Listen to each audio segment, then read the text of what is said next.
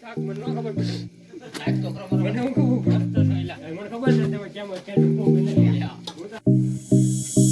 ટમેટા સુધારે છે. હા ભાઈ. હું બીજું શું સુધાર્યું તમે? ટમેટા છે, લીલું લસણ છે. લીલું લસણ છે, બીજું ડુંગળી છે. ડુંગળી તો આપણે વઘારમાં નાખી દીધી કાપીને. વઘાર થઈ ગયો છે. હવે દાળ ક્યારે નાખવાની આપણે? દાળ વઘાર થઈ જાય, વઘાર પાકી જાય પછી દાળ નાખવાની. ભાઈ આમાં પેલા નાખી આપણે તેલ નાખ્યું, પછી રાઈ નાખી વઘાર માટે, પછી તજ લવિંગને ભાજ્યા, પછી મરચાં નાખ્યા, આદુ નાખ્યું અને માથે ડુંગળીનો વઘાર નાખ્યો. એ વઘાર થઈ ગયા પછી આપણે માથે નાખવાના છે ટમેટા. ટમેટા નાખ્યા પછી આપણે આ દાળ બનાવવાની. દાળ આપણે આ બાફેલી છે. દાળ ઉકાળી પછી એને પછી આમાં ઉમેરી દેવાની.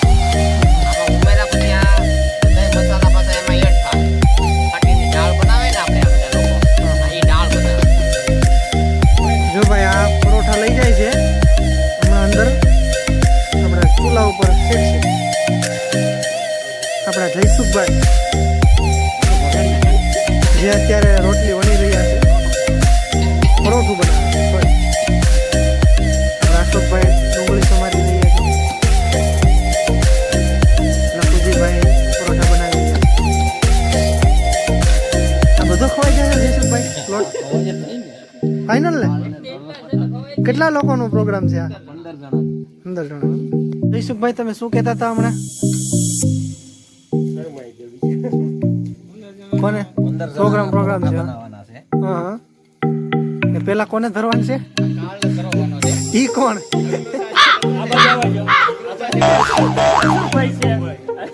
પેલા એને જવારી પછી વૈદ છે, પછી બાકીના સદસ્યો ગાયા, પેલા અશોકભાઈ પછી જયસુખભાઈ. જો ઈ બેને નહીં ખાય તો અમે પીછા ને.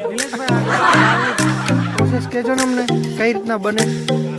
દાળની પ્રોસેસમાં એવું છે કે પહેલા આમાં તેલ નાખવાનું વઘાર માટે. તેલ નાખ્યા પછી રાઈ જીરુંનો વઘાર કરવાનો, પછી તજ લવિંગને ભાજ્યા નાખી દેવાના. તજ લવિંગને ભાજ્યા નાખ્યા પછી એમાં નાખી દેવાની થોડીક સમારેલી ડુંગળી, લસણ, આદુ અને ટમેટા નાખી દેવાના. ટમેટા નાખ્યા પછી બધા મસાલા નાખી દેવાના.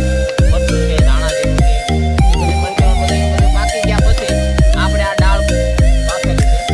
એમાં કઈ કઈ દાળ છે? એમાં 5 જાતની દાળ છે. અડદની છે, મગની છે, ટુકડી છે, મસૂરની છે અને ચણાની છે. 5 જાતની દાળ છે. એ દાળને બાફી દેવાની. આ બાફી દીધા પછી આપણે એ દાળને આમાં ઉમેરી એડ કરી દેવાનું. આને કહેવાય છે દાળ પરોઠા કહેવાય છે. આપણે બાટી નથી બનાવતા, એની જગ્યાએ આપણે પરોઠા બનાવીએ છીએ. એ રાજસ્થાની વાનગી બાકી ભાઈના અને જયસુખભાઈના નેતૃત્વ હેઠળ આ પ્રોગ્રામ રાખે. નિલેશભાઈ તમે શું અત્યારે મરચું નાખો છો? ઉપરથી મરચું ઉમેરાઈ રહ્યું છે. આ કયું મરચું છે? આ જે આપણે હાથી મરચું છે. તેનાથી આપણે કલર આવે છે. સ્વાદ એનો સારો આવે છે. તીખું મીડિયમ તીખું હોય છે. ન હોય.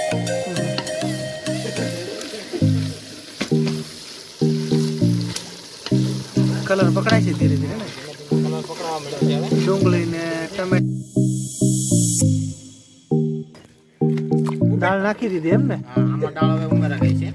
હવે આમાં થોડુંક પાણી ઉમેરવું પડશે. એટલે આમાં થોડુંક ઉમેરી દઈએ પાણી. દાળ થોડી ગળી ના હોય ગળી જાય.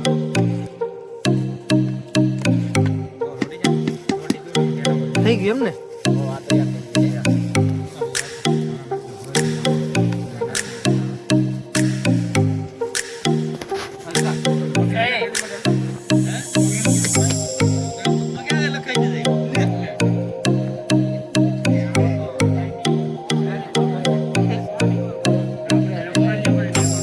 આપણા મેન રસોઈયા નિલેશભાઈ પરોઠા બનાવવાનું ચાલુ કરી દીધું છે. દાળ બની ગઈ છે.